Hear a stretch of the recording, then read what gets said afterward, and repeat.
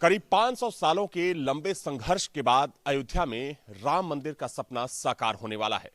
लेकिन आज हम उस दौर के एक ऐसे वीर योद्धा की कहानी बताने वाले हैं जब बाबर की सेना ने अयोध्या पर आक्रमण किया था। जी हां, मैं बात कर रहा हूं अयोध्या के पास के सनेथु गांव के रहने वाले वीर योद्धा देवीदीन पांडे की। दरअसल 1527 के आसपास जब बाबर की सेना ने अयोध्या पर आक्रमण किया तो कर्म से पुरोहित थे देवीदीन पांडे जी।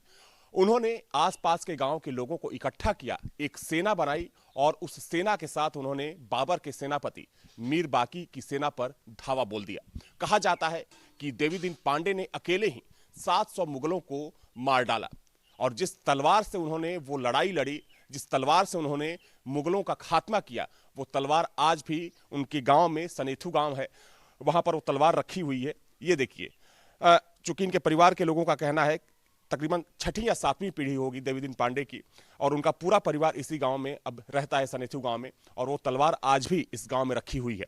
खैर, इसकी कहानी हम बाद में जानेंगे, लेकिन सबसे पहले इस गांव में रहने वाले जो उनके पड़ोसी थे, चूंकि कई पीढ़ियां गुजर गई, लेकिन आज भी गांव के लोग उनकी वीरता की कहानी सुनाते हैं। और देखा जाए तो चूंकि अब वो मौका बिल्कुल पास आ चुका है, जो एक लंबा संघर्ष चला मंदिर को बचाने के लिए और मंदिर को बनाने के लिए। इस वक्त देवीदीन पांडे का परिवार है मेरे साथ। कौन सी पीढ़ी है और अपना पहले परिचय बता दीजिए। हमारा पंडित दुर्गा प्रसाद पांडे नाम है जी। मैं देवीदीन का ही वंशज हूँ। अच्छा, उनके वंशज हैं आप। कौन सी पीढ़ी होगी आपकी उनकी? अब पीढ़ी तो ज़्यादा याद ना है, 7वीं 8वीं पीढ़ी तो है ही। 7वीं 8वीं पीढ़ी है। अच्छा, 500 साल हो गया तो ठीक है, करीब 500 साल के आसपास का समय हो चला है।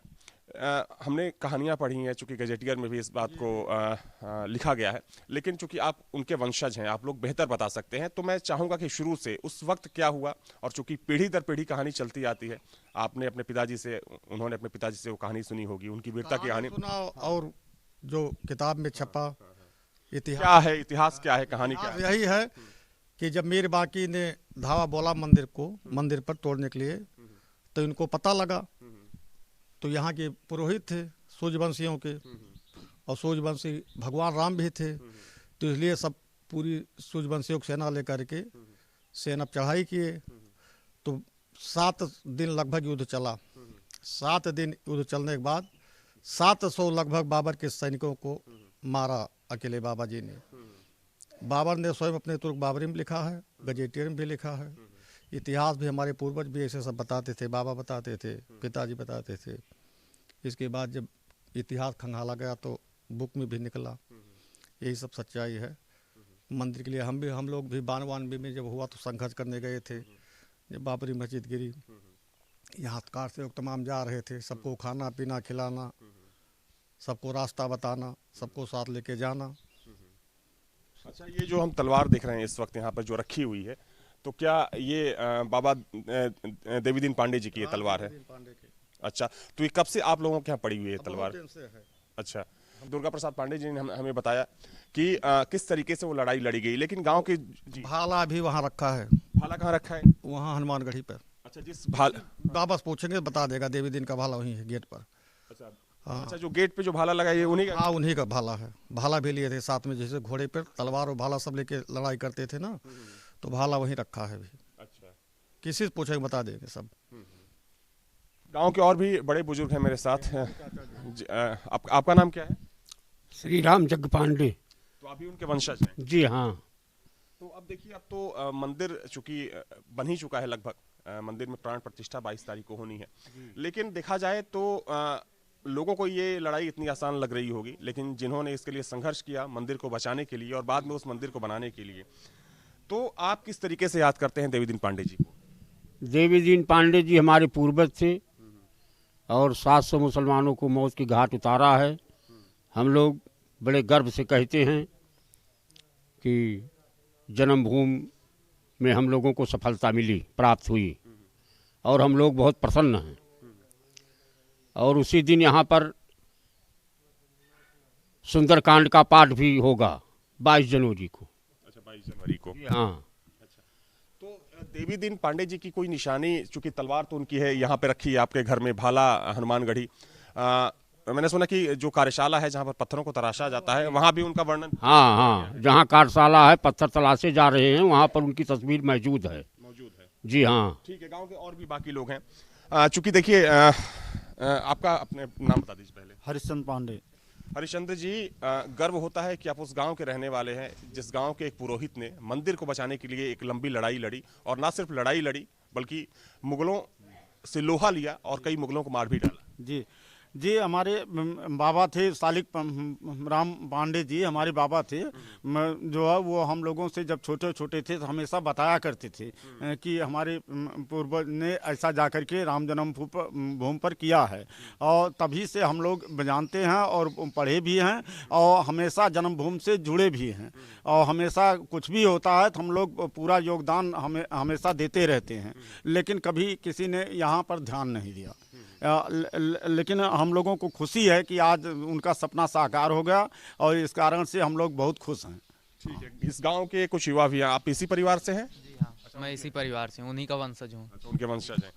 तो आप युवा हैं, और चूंकि जो माहौल इस वक्त कह सकते हैं कि राम मंदिर को लेकर देश में चल रहा है, चूंकि पूरा देश राममय हो चुका है, एक बड़ी तैयारी है 22 तारीख को लेकर, और चूंकि आप तो खुद उनके वंशज हैं, तो आप लोगों ने क्या कुछ तैयारी की है 22 तारीख को लेकर? हम सब ने मिलकर ये ठाना है गांव भर के लोगों ने कि हम अपने राम मंदिर के निर्माण की खुशी में हम अपने मंदिर पर भी दीपोत्सव जैसा कार्यक्रम करेंगे, और अपने आसपास के बड़े बुजुर्गों को इकट्ठा करके धार्मिक अनुष्ठान करवाएंगे, और सुंदरकांड का भी काम करवाएंगे यहाँ पे। सुंदरकांड का पाठ करवाएंगे। अच्छा, ये हम जो मंदिर देख रहे हैं सामने दुर्गा प्रसाद जी, तो ये मंदिर कब और किसने बनवाया?